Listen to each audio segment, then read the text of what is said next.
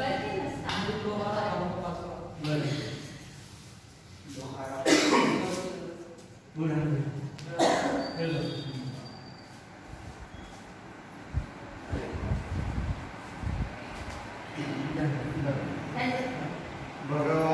श्री चक्रधर स्वामी परब्रह्म परमेश्वर भगवान श्री चक्रधर स्वामींनी महाराष्ट्रामध्ये 3 वेळा पायी स्वामी 3 वेळा महाराष्ट्रामध्ये त्यापैकी पहिल्या वेळी स्वामींनी पूर्ण महाराष्ट्राला चक्कर मारली, त्याला आपण एकाला म्हणतो. दुसऱ्या वेळी दुसरी चक्कर मारली, त्याला आपण पूर्वार्ध म्हणतो. त्यानंतर परत स्वामींनी तिसरी चक्कर महाराष्ट्रामध्ये मारली, आपण त्याला उत्तरार्ध म्हणतो. त्यापैकी जो दुसरा टप्पा आहे पूर्वार्ध. पूर्वार्धामध्ये महाराष्ट्रामध्ये भ्रमण करीत असताना स्वामी फिरत फिरत मराठवाड्यामध्ये आले. मराठवाड्यामध्ये औरंगाबाद जिल्ह्यामध्ये वेरूळची लेणी आहे. वेरूळच्या लेणीमध्ये स्वामींचं 10 महिन्याचं वास्तव्य झालं. वेरूळला स्वामी 10 महिने थांबले. वेरूळला 10 महिने थांबल्यानंतर स्वामी वेरूळहून निघाले. पुढे स्वामींचे थांबण्याचे गावं वेरूळहून कन्नड, सायगव्हाण, वाघळी, कणासी, भडगाव, पाचोरा, सेंदुर्णी, चांगदेव आणि हरता. देव हरतायाला मुक्कामी असताना सोबत स्वामीच्या शिष्य होत्या बाईसा. आपण देवाला उपर दाखवताना म्हणतो देवा बाईसाची भाजी भाकरी स्वीकार करा. त्या बाईसा राहणाऱ्या पैठणच्या. हरतायाला बाईसांनी स्वामीची विनंती केली. सांगितलं देवा सावळकर माझं माहेर आहे, माझ्या वडिलाचं गाव आहे, तिथं माझा भाचा राहतो. सावळ देवाची म्हणजे महादेवाची पूजा करतो. जर त्यांच्यावर तुमची कृपादृष्टी झाली तर त्यांना परमेश्वर प्राप्ती होईल. त्यासाठी सावध बारला चला अशी त्या भाच्यासाठी हरतायाला बाईसांनी स्वामीची विनंती केली. स्वामींनी विनंती स्वीकारली. दुसऱ्या दिवशी सावळत बारला आले. दाय नायक नावाच्या ब्राह्मणाने देवाला आणि आपल्या आत्याला 20 दिवस आपल्या घरी ठेवून घेतलं. सावळत बारला स्वामी 20 दिवस थांबले. सावळत बारला 20 दिवस थांबल्यानंतर सावळत बारून स्वामींनी वालसांगीला येण्याचं ठरवलं. ती लीळा अशी आहे. सावळ देवी गुण गोसावी वालसिंगीशी विजय केली. सावळत बारून वालसांगीला येत असताना मध्यंतरी सह्याद्रीच्या शिखरावर घनदाट अरण्यामध्ये देव जाईच्या वेलीखाली बसले. 1 तास विश्रांती घेतली. जाईच्या वेलीखाली बसले म्हणून आपण सगळेजण जाईची बाबा म्हणतो. तिथं 1 तासाची विश्रांती घेतल्यानंतर स्वामी वालसांगीला आले. इथं आल्यानंतर त्या काळी जे सद्भक्त इथं राहत होते त्यांनी देवाला आपल्या घरी मुक्कामाला ठेवून घेतलं. मुक्कामाला ठेवल्यानंतर इथं देवाला स्नान घातलं. या स्थानाला मर्दना मार्दने स्थान म्हणतात. देवाच्या आंघोळीचं ठिकाण आहे. कॉलमच्या बाजूला छोटं तीर्थ आहे. तिथं देवाचं जेवण झालं. या स्थानाला भोजनस्थान किंवा आरोग्यस्थान म्हणतात. जेवणानंतर स्वामींचा नियम होता जागच्या जागी 15 ते 20 मिनिटं 7 पावलं फिरणे. आपण त्याला शतपदी किंवा शतपावली म्हणतो. इथं स्वामींनी जेवणानंतर शतपदी केली आहे. 1 दिवसाचा मुक्काम विडा वाहनात ते स्थान. त्या स्थानाला मुख्य निद्रास्थान म्हणजे देवाचं झोपण्याचं ठिकाण.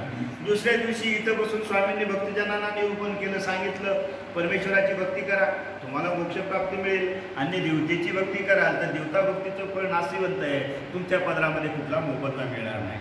जाताना इथं देव उभे राहिले. इथं स्थान आहे. मग भक्तजनांनी देवाचे पाय धुतले. देवाला साष्टांग दंडवत घातलं. देवाला निरोप दिला. देवाने भक्तजनांना आशीर्वाद दिला. या स्थानाला आशीर्वादाचं स्थान म्हणतात. 5 तीर्थ 1 दिवसाचा मुक्काम हे गावाला वस्ती स्थान म्हणतात. जाताना स्वामींनी भक्तजन होते. भक्तजनांना सांगितलं आता पहिलं तीरा जाऊ म्हणे. पहिलं तीर म्हणजे नदीचा किनारा. इथून 2 किलोमीटर अंतरावर एक नदी आहे. तिथं तपोवन. स्वामींनी तिथं जाण्याचं ठरवलं. मग सांगितल्याप्रमाणे देव तिथं पोहोचले. जाताबरोबर उत्तराभिमुख गुंफी स्थळे आसन. तिथं नदी किनारी एका झाडाच्या सावलीमध्ये डोळे मिटून तिथं देव ध्यानस्थ बसले. नदी किनारी महादेवाचं मंदिर आहे. मासरूळ साईदेव नावाचे ब्राह्मण दररोज नित्यनेमानं तपोवनला त्या महादेवाच्या पूजेसाठी यायचे. त्याही दिवशी नेहमीप्रमाणे आले. महादेवाला अभिषेक घातला आणि मंदिराला प्रदक्षिणा घालायला सुरुवात केली. वेढे करीत करीत गोसावी असे अवलोकिले. त्या महादेवाच्या मंदिराला प्रदक्षिणा घालत असताना त्या साईदेव ब्राह्मणाचं देवाकडे लक्ष गेलं. देवाकडे लक्ष जाताबरोबर प्रदक्षिणा सोडून दिल्या. महादेवाची पूजा सोडून दिली. परमेश्वराकडे भेटल्या गेले. येऊन स्वामीला दंडवत घातला. साष्टांग दंडवत घालून स्वामीच्या पायावर डोकं ठेवलं. स्वामीने डोळे उघडून त्या साईदेवाच्या पाठीवर हात ठेवला. त्या साईदेव ब्राह्मणानं स्वामीची विनंती केली. मी एवढ्या दिवसापासून ज्या परमेश्वराचं स्मरण करीत होतो, ज्यांना भेटण्याची इच्छा व्यक्त करीत होतो, ते परब्रह्म परमेश्वर साक्षात आपण आहात. मला तुमचं दर्शन झालं. तुमच्या हाताचा स्पर्श झाला. त्यामुळे मला मोक्ष मिळणार आहे. पण तुमच्यासारख्या ईश्वरी अवताराचे पाय मासुळला माझ्या घराला लागले तर माझ्या परिवाराचा उद्धार होईल. त्यासाठी त्यासाठी स्वामींची विनंती केली, जी जी आमचे ग्रहाते चालावे जी. स्वामींनी विनंती स्वीकारली. विनंती स्वीकारल्यानंतर साईदेव ब्राह्मण हा विद्वान माणूस, हुशार माणूस, तसा घरचा श्रीमंत माणूस, स्वतः पालखीमध्ये बसून महादेवाच्या पूजेसाठी येणारे व्यक्ती 10-12 लोक त्याची पालखी खांद्यावर उचलून आणायचे. मग स्वामींनी होकार दिल्यानंतर साईदेवानं सन्मानपूर्वक देवाला पालखीमध्ये बसवलं. ते स्थान महादेवाच्या मंदिरासमोर आहे. देवाला पालखीमध्ये बसवलं आणि पालखीच्या समोर पायी चालत साईदेव ब्राह्मण देवाला मासरूळला आपल्या राहत्या घरी घेऊन गेले. मासरूळला गावाच्या मध्यभागी मोठं मंदिर आहे. त्या काळी साईदेव ब्राह्मणाचं घर वाडा.